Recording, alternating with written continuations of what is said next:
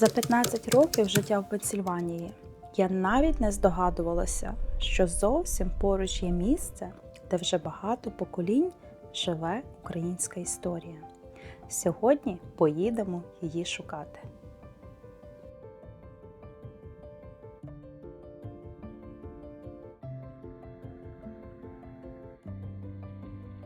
Гарно виглядаєте, дівчата. Ой, дякую, Таня. Дякую, що наділи вишиванки. Я також наділа свою, недавно мені подарували. Оділа, подивилась на себе в зеркало, думаю, ну хто не скаже, що українка? Скажи, коли вдіваєш вишиванку, знаєш, біля серця стає тепло. А ще коли вишила? От своїми руками, ще тепліше, так, ой, як мені тепло. Слухай, Марія, ну розказала ти мені про це місце. Чого ти взагалі вирішила нас сюди привезти? Як тобі взагалі прийшла така ідея запропонувати нам сюди приїхати? Тому що це місце мене наповнює. Я тут, як в Україні. Ти давно відкрила це місце? Ти знаєш давно, що воно тут є? Так, і відколи я сюди в Америці, 10 років я вже знаю це місце. Я тут 15, і перша людина, яка мені про це розказала, це ти. Дякую тобі, бо пройшло би ще 15, і я би не знала. І взагалі би, це таке місце, не знаю, просто якась неймовірна енергетика. Відчувається, знаєш, от йдеш по землі, дихаєш цим повітрям, відчувається щось таке наше українське. І навіть от подих так завмирає, і не знаєш, що сказати. Тобі просто хочеться дихати, як от дихати в Україні. Це такий запах дитинства, який залишається. У мене таке якийсь особливий такий трепет. Відчувається, що ми тут щось таке особливе переживемо і щось особливе відкриємо. Пішли, дівчата. Тут є стільки всього цікавого, і я зараз вам це все покажу. Ну пішли, ми тобі довіряємо. Це дуже сильно, бо тут є сцена, а я все життя на сцені співала. Тут треба буде тут заспівати. Обов'язково. Слухай, що є з таким символом нашої України. Так. Що тебе вразило саме більше, коли ти приїхала сюди? Ой, дівчата, перший раз, коли я приїхала сюди, і я побачила на оцій сцені діточок, які є в третьому, навіть в четвертому поколінні українцями, які ніколи не були в Україні і співають українською мовою українські народні пісні, я завжди плачу. І оце було таке моє знайомство з Україною в Америці. Ну що, підемо на цю сцену? Як ти думаєш, будемо співати тут чи ні? Голос маєш? Ні, Таня. Українці Не всі пробувала. талановиті, всі мають дуже гарні голоси. Ну що, міцна, можна і потанцювати. Так. Не знаю, як співати, но гопак станцюємо. З тобою завжди. На гопак я не З підписувала. тобою завжди на сцену, по-іншому ніяк. Сцена – це життя. От чесно, в мене якась аж ностальгія зараз прийшла і навертаються сльози. Такі спогади, що коли народила сина старшого в 23 роки, і чомусь я колискову співала пісню «При долині кущ калини». Нахилився води. Ти скажи, дівчино, як попала ти сюди? Слова пам'ятаєш, а мелодію пам'ятаєш? Ну так. Заспівай? Ну пробуй. При долині кущ калини, нахилися до води. Ти скажи, Марії, Таню, як попала ти сюди? ти скажи, Таню, як попала ти сюди? Дуже гарно. Слухай, і що, малий засинав? Прийшлося завжди. Ні, ну це тільки ця пісня була. Це як я не уявляю, як це воно. Ти знаєш, у мене коли малий старший теж був маленький, я так йому співала. То до мене заходили в кімнату і казали: слухай, вже вся вулиця спить, а твоя дитина ще не спить. Я думаю, я просто за голос не співала. А чого ти нам не плескаєш?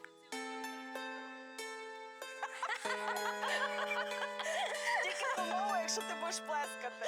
Думаю, що напевно більшість людей хотіли би знати про це і також саме бути тут разом зі всіма і наповнюватися, і брати оцю силу таку на такій землі. Поговорили, пора й до роботи Поговорили. братися. Давай, пора. Давай, знаєш що, я поставлю нарешті камеру на штатив і ми почнемо. І Так що підійдемо, дивись, пам'ятник є. Подивимося, що так, там йдемо таке. подивимось. Мені просто цікаво. Взагалі, Так. все, що тут знаходиться, мені цікаво.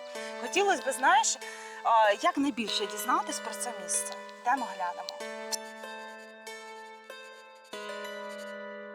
Держава не твориться в будучині. Держава будується нині.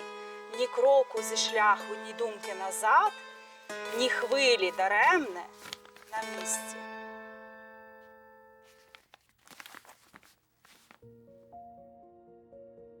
Він був заступник Андрія Мельника. І як Андрія Мельника заарештували у 41-му чи 44-му році, то Ольжиць став головою ООН. І він провадив, але перед тим то він провадив похідні групи на Україні, і як він вернувся назад. Його заарештували у квітні 44-го року. З 9 на 10 червня його катували. Закатували? У Саксенгаузені, концентраційний табор Саксенгаузен в Німеччині. І між іншим там з ним тоді сиділи і Мельник, і Бандера був, і один наш член, пан Петро Генгало, сидів там тоді, як вони всі сиділи, вони були. Їх всіх разом там. Так. Там були інші, але пан Генгало, який був член ОДВу і член централі, то нам говорить, що... А дружина його? Провадила велика пластунка і провадила табори Українського Золотого Хреста. ОДВу. Є Український Народний Союз. Більшості людей також було в обох організаціях.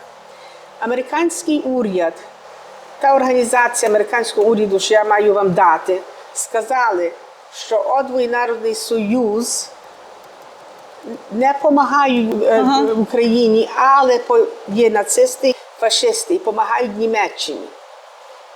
І почали замикати всі відділи, почали брати людські... І всіх людей до цього почали І люди почали переслідувати. І люди почали... І доктор Грановський, який був голова ОДВу, він був в Міннеаполісі, він був мікробіолог. В суді було це майже 4 роки, чи не 5, але як вже все закінчилося, то признали, що таке ОДВу і Народний Союз нічого злого не робили. Той лист до ОДВу, лист від президента Айзенхауера до ОДВу, прийшов, що ви таке американська організація і допомагали своїм, а не чужим. І то так, але через то все люди відійшли від ОДВу. Ой, Таня, нам сьогодні пощастило, і ми сьогодні в таке свято Спаса, українського Спаса.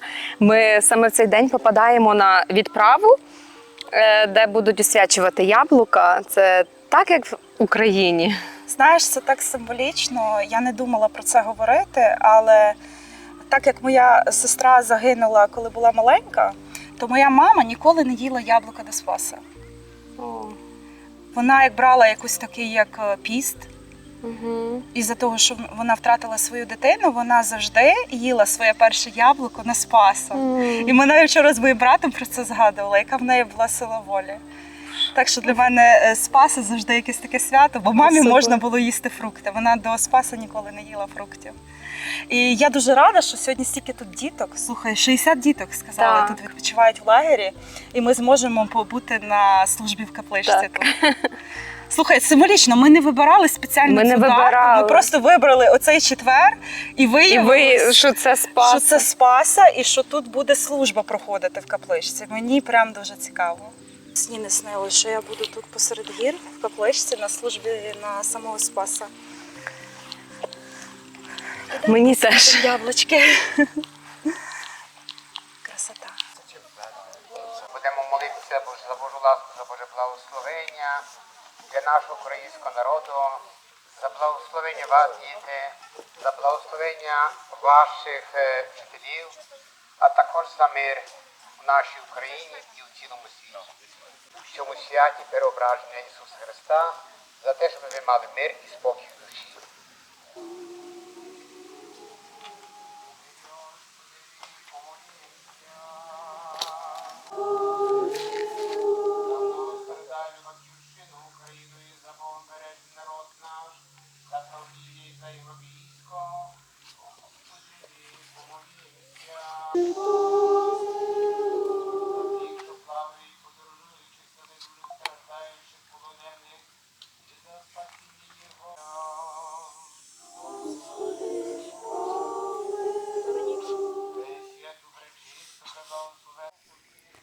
Отець Євген говорив Євангеліє.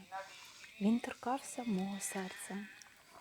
І я була дуже вдячна, що в цей день я мала можливість стояти посеред них.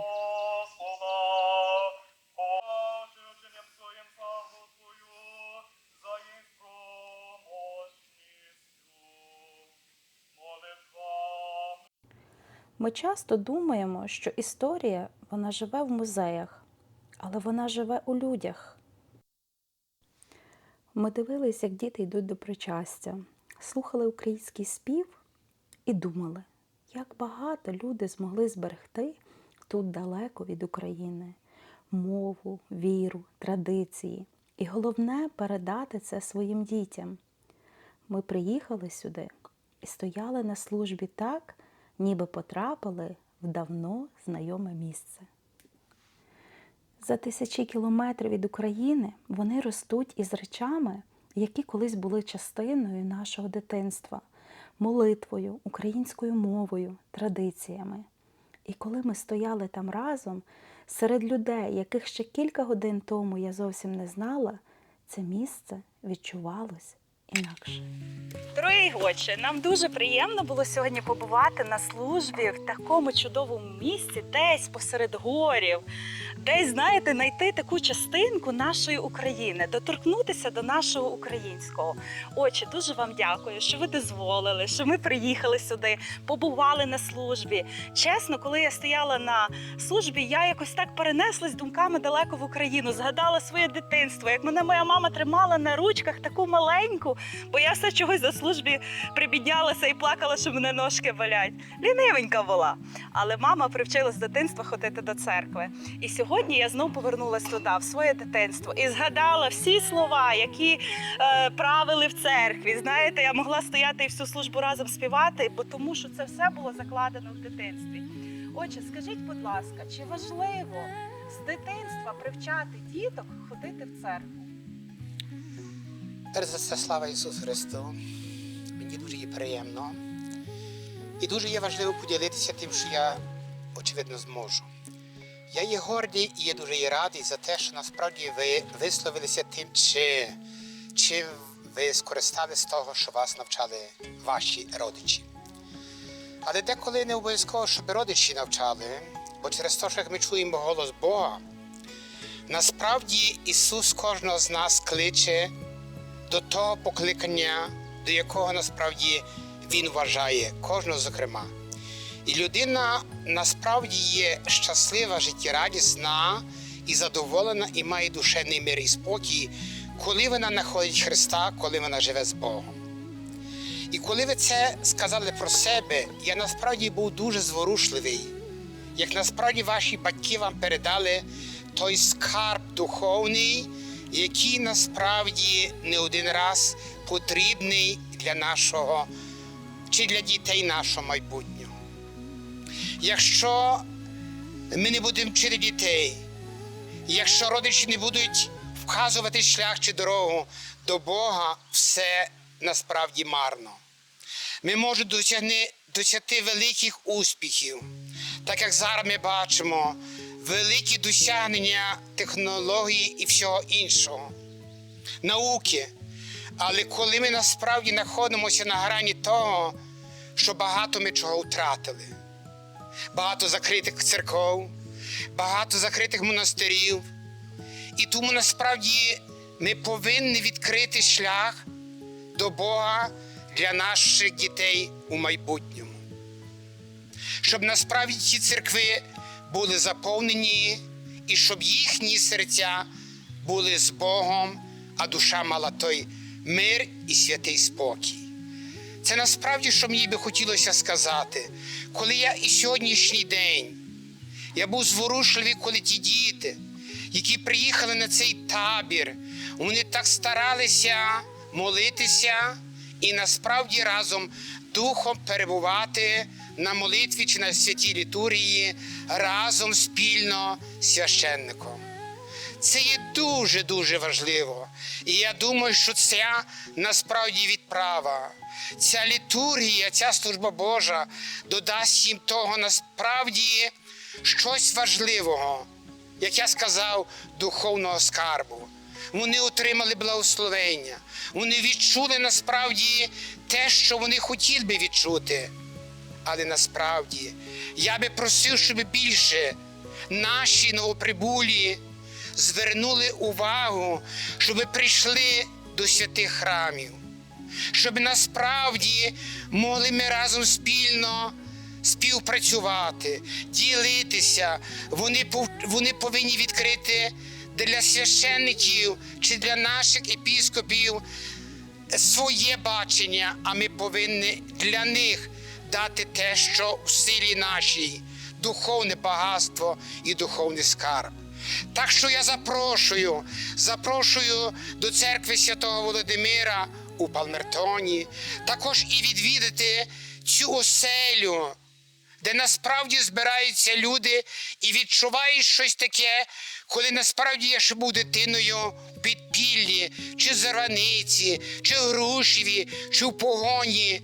Воно зараз багато чого змінилося, а ми тут маємо все, що нам залишили наші попередні, ті, які приїжджали до Америки, прадіди, чи ті люди, які так тяжко працювали, але вони насправді подарували що найцінніше. Це багатство, те, що вони досягнули тут, на чужині. Я бажаю від щирого серця Божого благословення всім.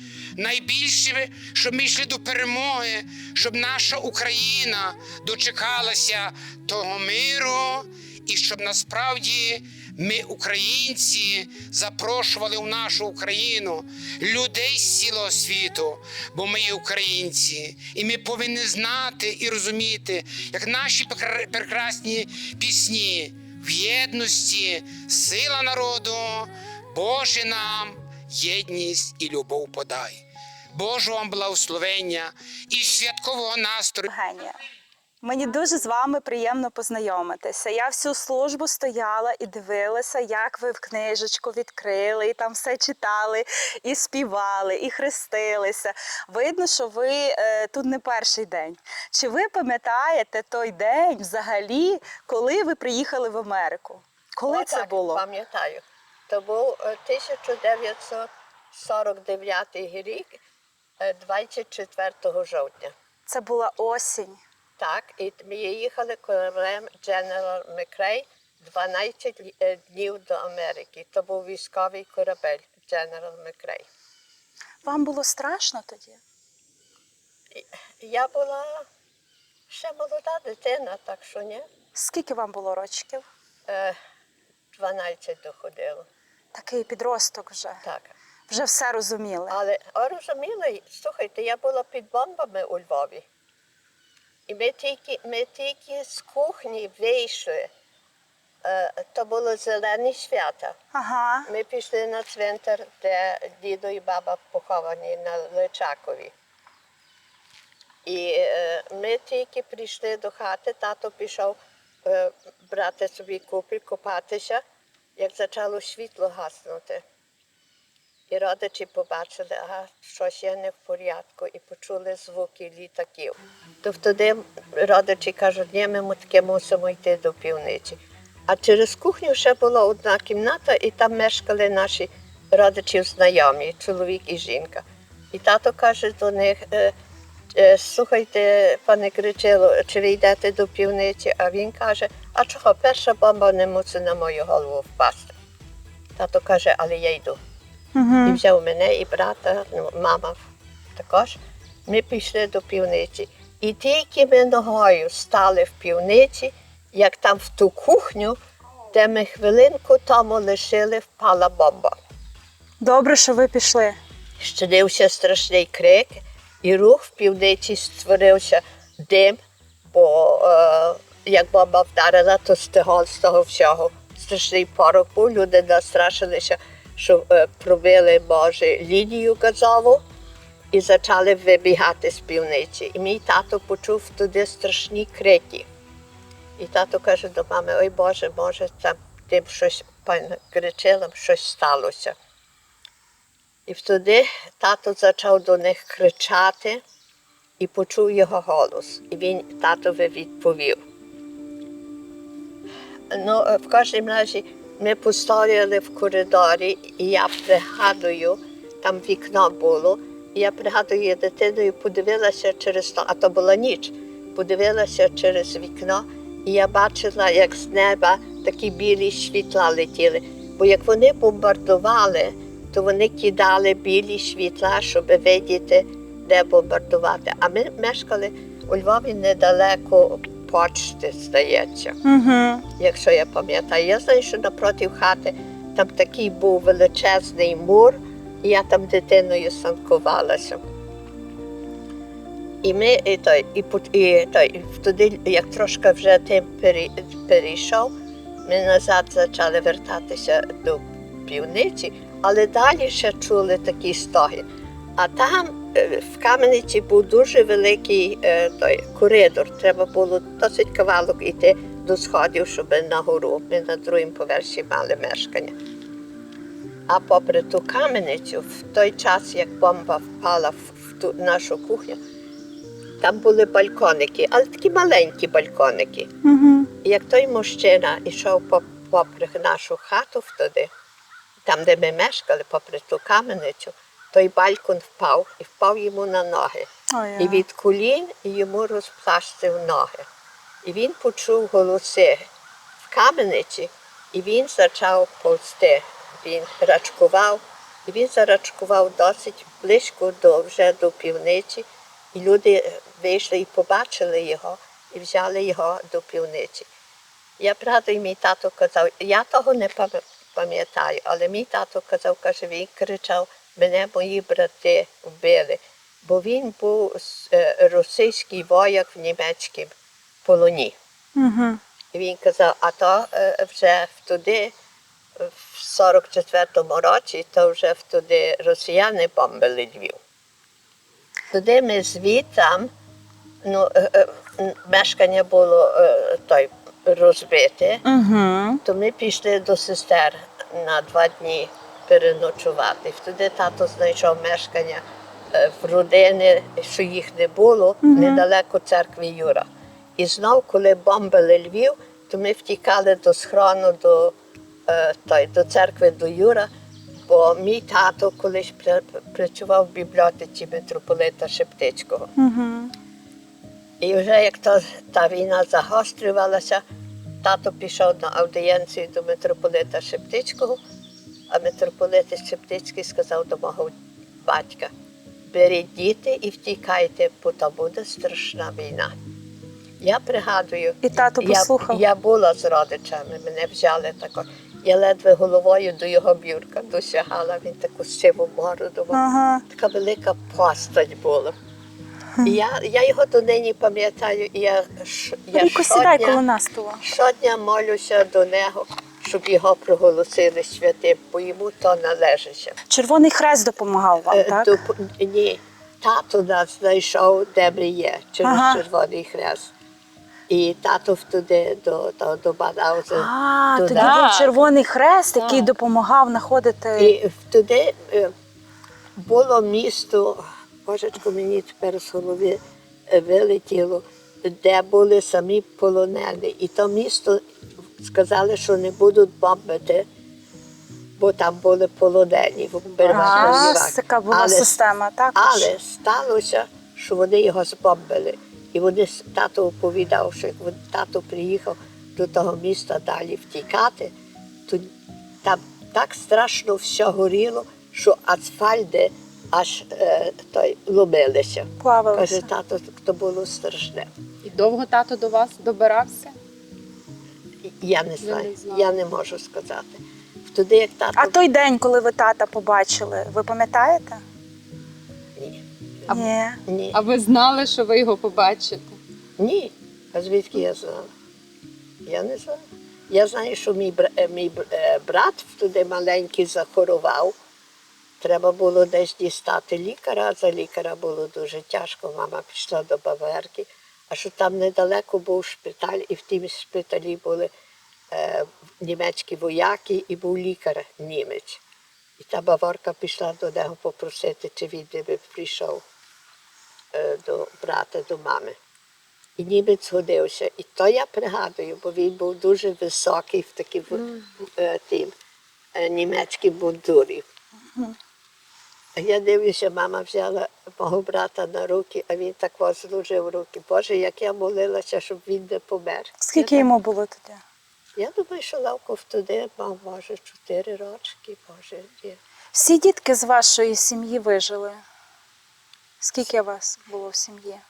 Нас було тільки 4. Тільки 4. Чуєш? Тільки 4. Мені подобається. Ну, це 4 і всі, Мама, і всі тато. вижили. Мама, тато, я і брат. А, мається на увазі 4 не сім'я. дітей. Я думала 4 діток. Пізніше ще прийшло одно. Той лікар, а він такий високий був, а там той суфіль був низький, він мусив схилитися. То він казав мого брата купати в горячій і в зимній воді. І то його вилічило. Такий як контраст. Так. Контрастний як Так, душ. і туди там до Бадаузе прийшли, вже американське військо прийшло. Я пригадую, Це вже коли американці прийшли на допомогу, і вже тоді американці прийшли, так? Чи як це було? значить, американці вже перебрали. Ініціативу. Так, так. І я пригадую, що американці вояки, вони були дуже добрі між іншими до дітей. Вони все дітям давали, цукорки, чоколаду. І ми так бавилися, і вони приїхали своїм джипом, і там на джипі був мурин, ми ніколи муринів перед тим не бачили.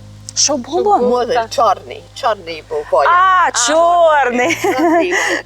І той чорний вояк. Перший раз ви побачили чорного. І той вояк давав моєму братові чоколаду. А він сховав руку дозаду, не хотів брати, бо він має брудну руку. Але якось ми брата переконали, щоб ту чоколаду взяв. І він ту чоколаду взяв і тоді собі руку поптирав. Ой, Боже. Це дуже смішно. І тоді родичі вистаралися паспорти, і по якомусь часі ми переїхали до, чекайте, той табір називав, до Карсфельду. Це в місті? Ні, В німецькому то було, місті? ну, так, до Німеччини. То було Карсфельд, був, так, знаєте, не в місті, але за містом. І там вже в Карсфельді були і українці, і поляки, і різні національності. І там ми мали вже, була українська церква, була, і також була українська школа, був пласт Сум. Я вже там зачала до школи, бо через війну я ніде до школи не ходила. Довго ви там були? Я там почала ходити до школи, мене записали до пласту, я була в пласті. Ну і також наша родина ще там була. Пізніше американці ліквідували, УНРА ліквідувала той табір, і треба було шукати інших таборів. І було до вибору. В Мюнхені був Фрайман, Бертісгаден і Мітенвальд. Мої родичі вибрали на Фрайман СС-касерни коло Мюнхену. І ми туди переїхали до Мюнхену. В Мюнхені, а то були великі такі 5-поверхові блоки, так квадрат були. Ну і була брама там, що, знаєте, ви не могли так собі виходити і той. треба було мати посвідки. І ми мали там церкву українську, ми мали там школу українську, ну і так само Пласт і Сум. То ми там були на Фреймані до початком 49-го року. Туди вони, американці, сказали, ми той табір замикаємо. Ви мусите десь з Німеччини забратися. Мусите шукати, яка країна вас прийме, щоб ви могли виїхати. Знаєш, нічого не змінилося. То туди, Стільки років пройшло, а зараз таке саме. туди мої родичі подумали якось до Парагваю їхати. Але тому що мого тата родина мала в Америці вже стрійка, який довгі літа був в Америці, і він їх спроваджував до Америки. І він сказав, як він їх спровадить, він нас спровадить до Америки. І родичі, і мого тата брат, і моєї мами сестра. Мама каже, я без сестри не поїду, тато каже, я без брата не поїду. Почалися старати, щоб всіх разом забрати. ми переїхали до Америки. Але щоб до Америки переїхати, ті, що вас спроваджували, мусили запевнити, щоб ви мали мешкання, Бути гарантом. гарантом, щоб ви мали мешкання, щоб ви мали працю. Ви жодної допомоги не могли діставати в Америці. І хто вам дав цю гарантію? Хтось з ваших знайомих? Власне, тата родичі, який нас спровадив, він мусив... Він вже був тут? Він літами був. Тобто він вже був тут Так, кілька років? Так, я думаю, що він туди вже, значить, як всі папери вже були полагоджені, ми переїхали до Бременгафен. Бременгафен був, то ще Німеччина, там був порт кораблів. Іммігрантів саджали на військові кораблі і військовими кораблями везли. Значить, ми їхали до Америки, то ми їхали військовим американським кораблем до Америки. То був General McRae корабель. Там ви не мали жодної вигоди на тім кораблі, бо вояки на кораблі, моряки не мають вигоди на кораблі. Ми спали в великих кімнатах, в одній кімнаті могла спати 30 осіб. Але тому, що мій брат був... і в Німеччині вродився ще брата я мала. Так. І тому, що мій брат мав один рочок, то вони туди розлучили. Мама з маленьким моїм братом і мене, ми були в таких кімнатках, що було віконце, і там було 4 ліжка. То як ми прийшли до кімнати, а брата Левка мусив піти з моїм татом геть на долину з-під корабля. І як ми прийшли до кімнати, там нікого не було. Мама каже, знаєш, а ліжечка для дітей було 2. І мама каже, знаєш що, ти бери ліжко на горі, а я буду на долині з одного боку, а до тих других 2 ліжак хтось інший прийде. Сідати під їдальню, щоб брата і мене нагодувати. Мій ще мій тато захворував, мій стрійко захворував, мій вуйко захворував, вони всі були в шпиталі. Ви сказали, що той корабель йшов скільки днів? 12 днів. І ви все так пам'ятаєте на протязі всього свого життя, тих 12 днів, як ви плили. Так. І та дорога, напевно, здавалась якоюсь вічністю.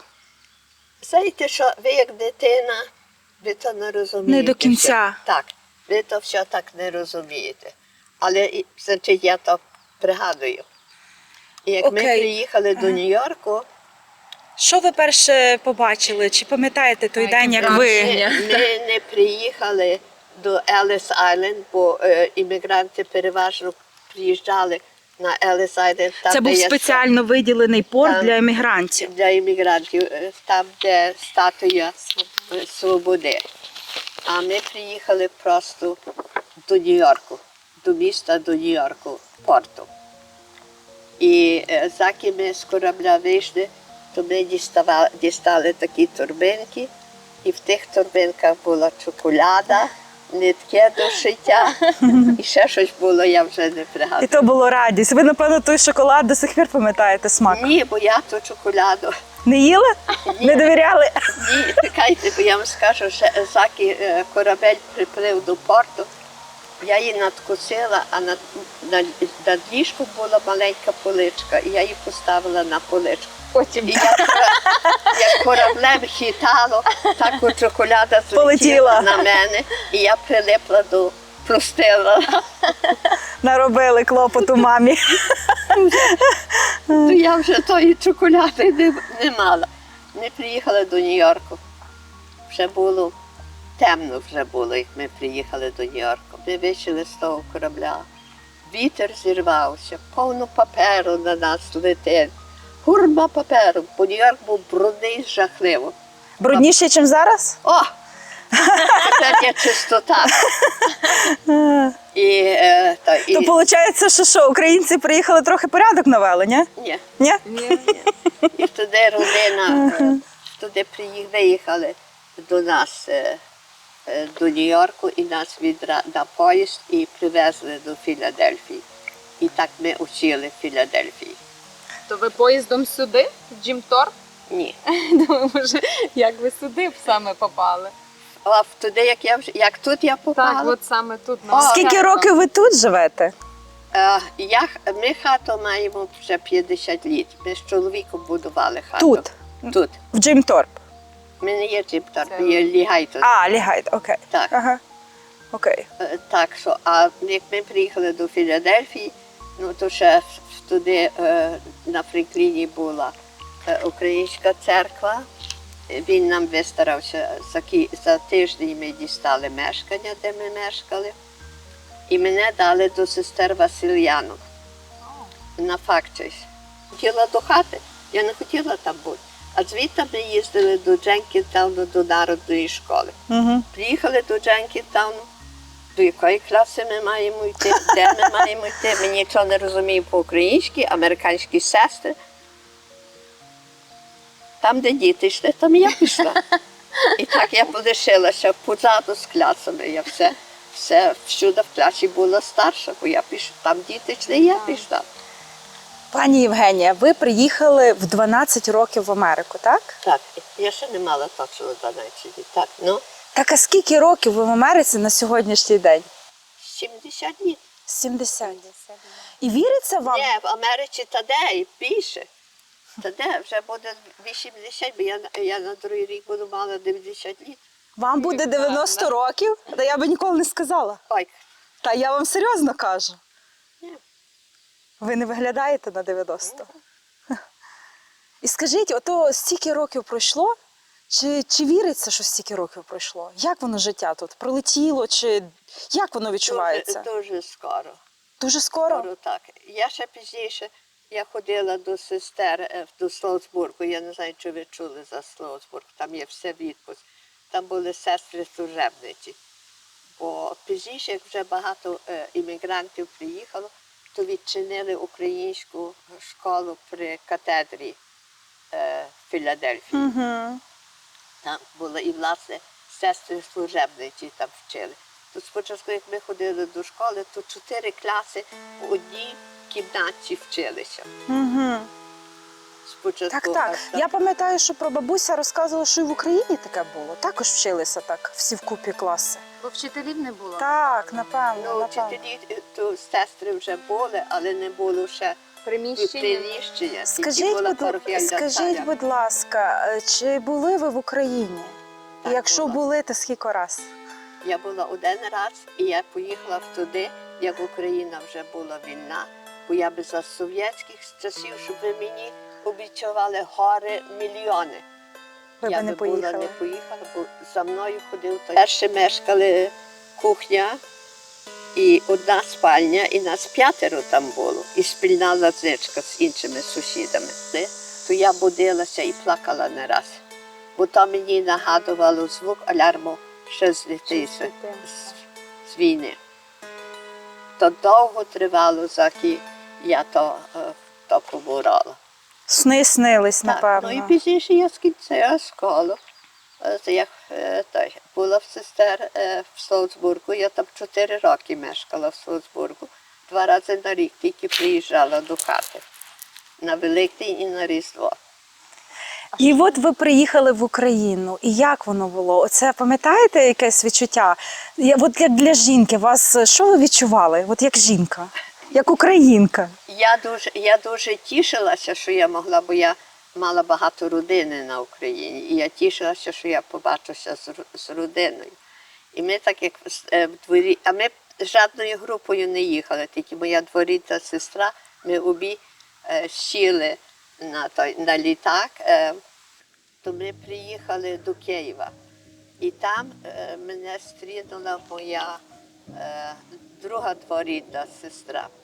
І каже до мене: слухай, тебе не було видно тільки ті валізки, що ти пхала.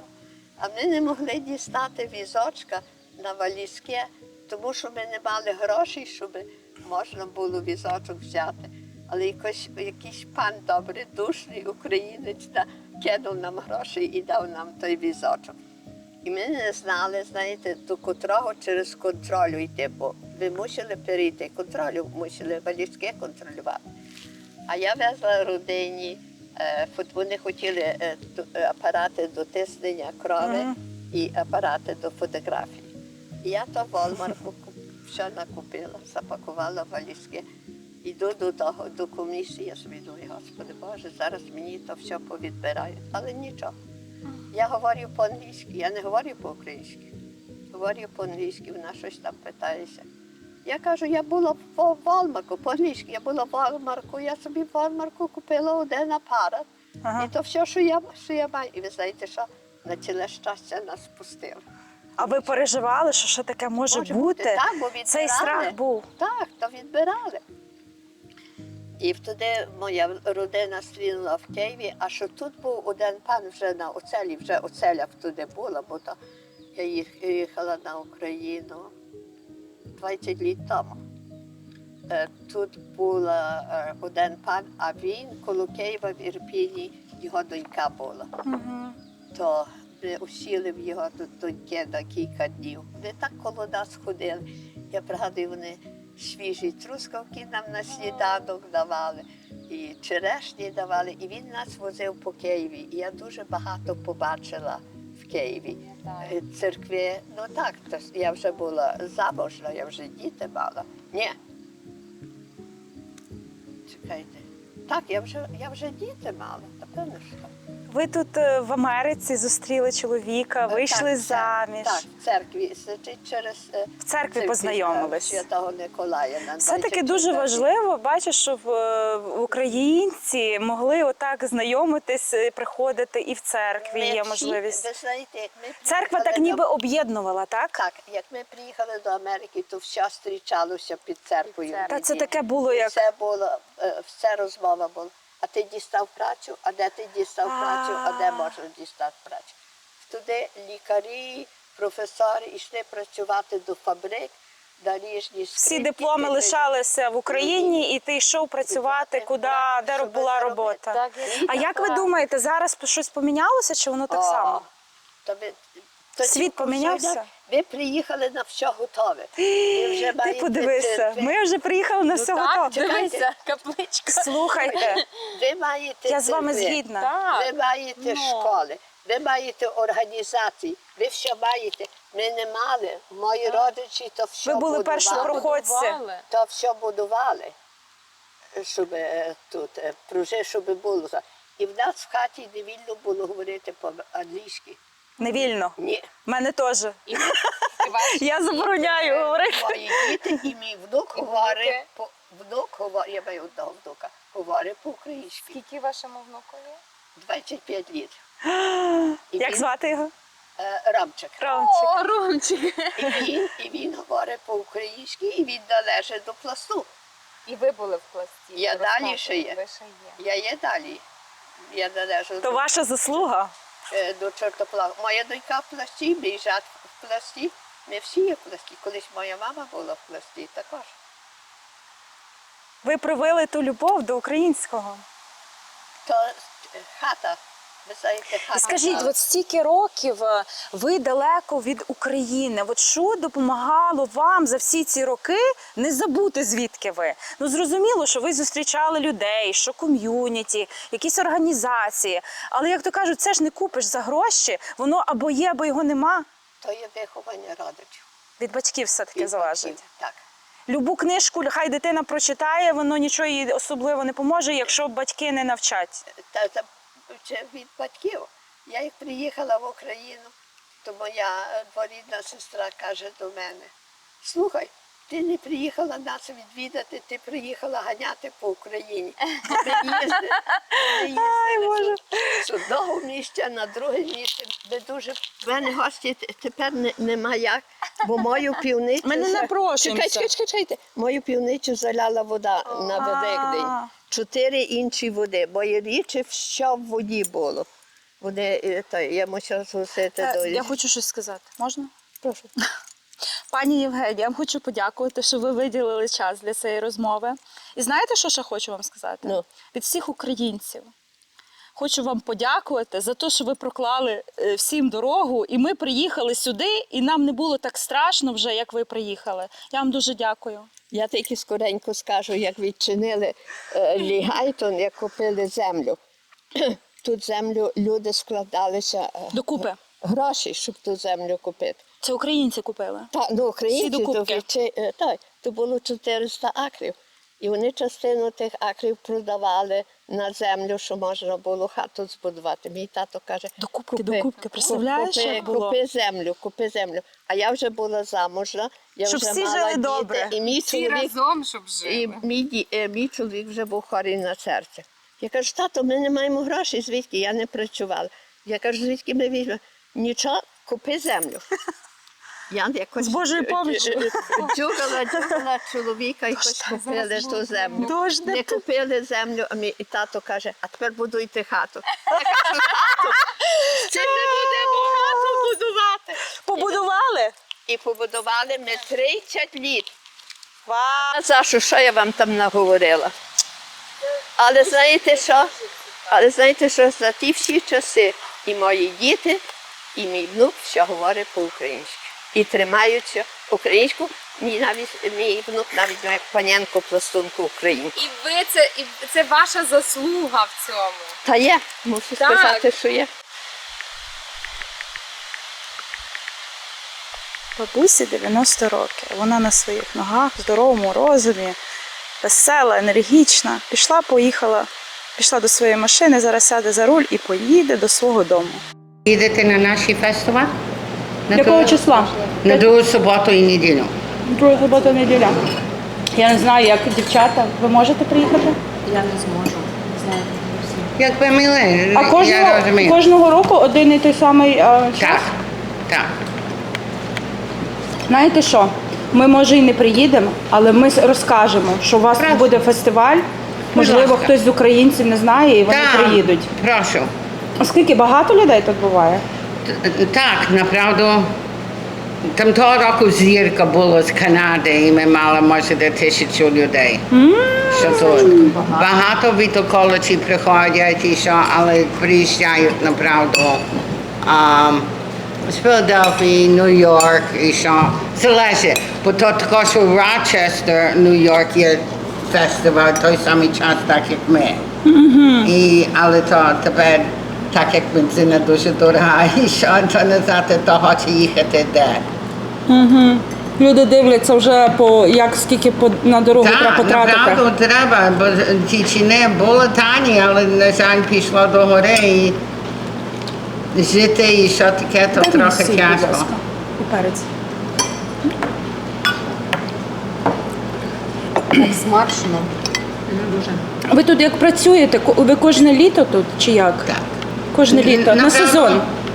Ні, ми, направду, не замикаємо взагалі. Ага.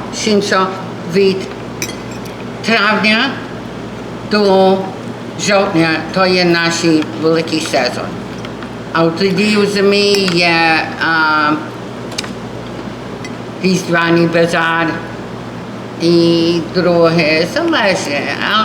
Ми могли мати багато речей робити, так як святвечір і що, але тоді, на жаль, багато людей старших тепер старші є, не мають сили прийти.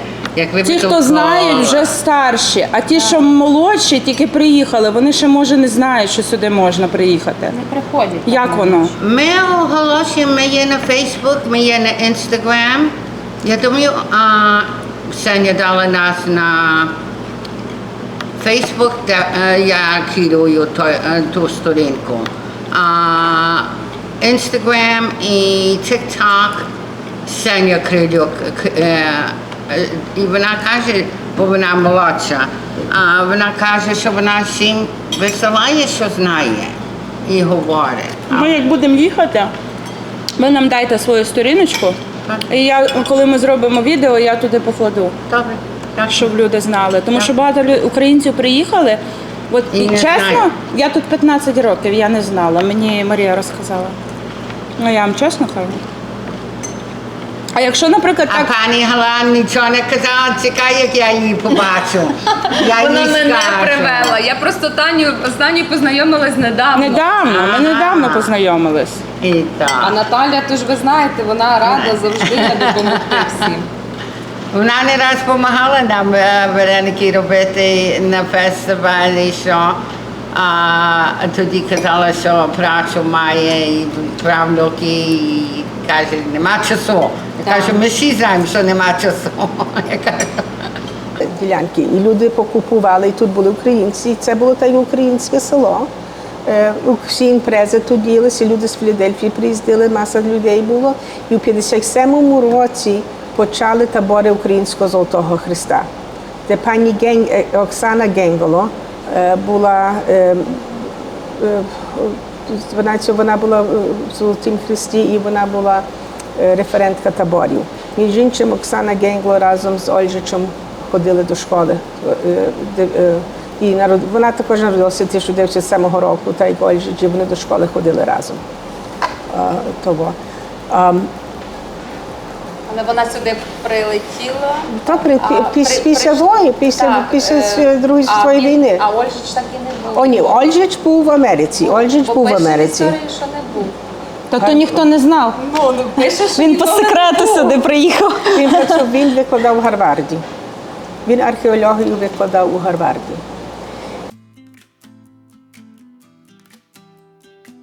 Марія, з попередніх інтерв'ю ти мені розказала, що ти в Україні була істориком, ти була вчителем історії. Так, так. Це дуже такий цікавий досвід в твоєму житті. І я думаю, що от це, що ти шукаєш от такі місця з історією, це також частина твоєї професії. Звичайно, ми завжди цікавилися, вивчала історію України. І коли я приїхала сюди, це ще більше мені додало цього інтересу до того, а що роблять українці за кордоном, а які вони є за кордоном, хто вони. Ти знаєш, я ніколи не думала, що я так люблю Україну, поки не приїхала сюди, в Америку, далеко від дому. Так. Тільки тут, далеко від дому, я зрозуміла, наскільки я люблю свою рідну землю. І як це важко, як це сумувати за рідною землею. Саме тоді ти розумієш, хто ти є, коли ти виїжджаєш з України, виїжджаєш просто от тим, хто ти є. І коли на запитання, коли сюди, я пам'ятаю, я прилетіла, і ти розумієш, що ти залишаєш все своє, батьків, друзів, ти залишаєш смак свого дитинства, і тебе запитують, хто ти, а ти, крім того, я з України. От все, що можна сказати. І це така гордість, і ти думаєш, як, ви не знаєте, що я з України? Мені дуже часто можуть запитати, звідки ти. Я така, та ви що не знаєте, бо мені не видно, чи що? О, Господи, це дуже цікаво. Так, і от саме, Таня, як ти? Чи ти, бо я відчуваю цей смак, цей запах, не смак, а запах дитинства оцього. І тому думаю, як ти? Що ти відчуваєш? В мене такі самі відчуття. Ти знаєш, я коли бачу, наприклад, навіть якесь подібне дерево, яке в Україні Так. є. Наприклад, чи я бачу там дуб. Знаєш, чи, можливо, воно навіть не дуб, але подібне на дуб. Я собі згадую, як я колись з мамою на сіні, ми Так. обертали сіно, я була маленька, і мені було жарко, і мама все казала, йди сідай на того дуба. І я така маленька туди вилазила, а я не пам'ятаю, чи в Україні у вас таке було. На дубі були такі маленькі, білі, такі, які, знаєш, як горошинки. Не знаю. На моєму дубі Так? такі були. І я ті горошинки тако зривала з того дуба, знаєш, і гралася ними. Вони такі, як перлинки були. І тому, бачиш, не просто я тебе привела на це от дерево. Воно дуже красиве. Чесно, Це я такого просто- красивого дерева взагалі не бачила. Не- Ми потім знімемо його так здалека, Так. щоб люди побачили, наскільки... Воно якесь таке, знаєш, як купол якийсь. Так. Такий, знаєш, що ніби Оберіг. під ним дуже багато місця, і всім, кому треба, то сховайтесь тут. Так, але знаєш, тут ще такий запах не тільки України, а запах дому. От, власне, цей запах мами, запах жінки, берегині української. Коли ти сюди приходиш, тобі стає тепло і так затишно, і ти відчуваєш себе, що ти не одна. І нас тут багато, тисячі жінок, які от тут залишають частинку своєї душі. Частинку своєї душі. Тому що ти знаєш, я все-таки думаю, що кожне місце, воно наповнюється енергетикою людей. Чим більше людей сюди приїжджають, Так. чим більше якихось в тебе спогадів про місце, тим більше і це місце нагадує про Так. якусь... Так, події. а тим більше, коли людина залишає свій рідний дім, свою батьківщину, в неї, напевно, ця енергетика ще більше зростає. В старості, можливо, знаєш, коли там, як то кажуть, ми підемо на пенсію, можливо, ми захочемо повернутися в свою землю. Ми ніколи не знаємо, як воно буде. Так, але от знаєш, завжди мені оця тема жінки, бо саме роль жінки як в сім'ї і роль жінки от за кордоном, хто вона така, ця жінка. І для мене от здається, що так недооцінена ця таке от просто жінка-емігрантка, яка на своїх плечах через океан перенесла свою всю сім'ю, і вона тут її береже, тримає поколіннями. Не одним поколінням, а я, наскільки я вже знаю, 3-4 покоління. І саме І ці люди говорять по-українськи. Вони зберігають мову, свої традиції, культуру, вишивають, українські готують пісні. українські страви. І от такими, так якось навіть і шкода, що про таких жінок мало написано в підручниках. Слухай, може залізти на дерево, так як я тоді залазила? Давай потримаєш мене. Ой, Господи. Ти знаєш, як говорять, що наші вороги не сплять, і якщо так добре подумати, аналізуючи такі історичні факти, що виїжджали самі більш освічені люди. І вони з всіма надбаннями їм історично прийшлося втікати з України, щоб потім це все за кордону доносити назад в Україну. І коли я вчилась на історичному факультеті, там і основним підручником таким, по якому ми вчили про історію України, це був Орест Субтельний «Історія України», і він саме написав її, коли він жив в Канаді. Ти уявляєш, не в Україні. Не тоді, коли був вдома. Тут є фестиваль у Ляйтоні, і тоді я думаю, що як люди бажають приїхати на фестиваль, насправді це буде і урочиста частина відправи Служби Божої, а після того можна спільно погоститися, поспівати, повеселитися і насправді єднатися з тим Богом. Щасти вам, Боже! Отже, тоді я залишу силочку на ваш сайт, і наші українці, хто ще не знає про вас, вони туди натиснуть, туди зайдуть і приїдуть в церкву або на фестиваль. І я надіюся, що ми просто розкажемо про це місце, і більше людей буде, українців, сюди приїжджати. Для мене це було дуже-дуже, як кажуть, фантастично. А ми не знали, ви нікому не казали, що ви хочете, щоб про вас знали. Того ми не їхали. Кажуть, знаєте, не завжди. Нам також колись, як я був дитиною, і нам не казали всім, що у підпіллі треба говорити якусь адресу чи тому подібне. Але люди вслухаються в голос Божий і знаходять. ходять. А тим більше при тепер такі технології, я вірю, що ми зустрінемося разом, поспілкуємося, я пожартую і, може, разом посидимо на каві. Так що, Отче, так що так Божого що ви благословення. хочете сказати, що мене сюди привів Бог? Звичайно, звичайно. Ви не його не бачили, але він вас насправді тиснув за руку і вийшли за Ісусом. Це не Коли лише я ви. сіла на ту першу лавку з камерою, то в мене було відчуття, що ту проповідь ви мені кажете. Я не думаю, що я тільки до вас говорив, але якщо ви вважаєте, що я до вас говорив, то було то ви отримали подвійне благословення. А ви слухали? А пам'ятаєш, коли Таня мене запитала, а чому я про це не знала? Я кажу, Я тому що 15 ці- років в Америці ніколи тому, не що чула. ці тут люди, вони як справжні партизани, вони хочуть, щоб до них прийшли справжні патріоти. Так що гарно.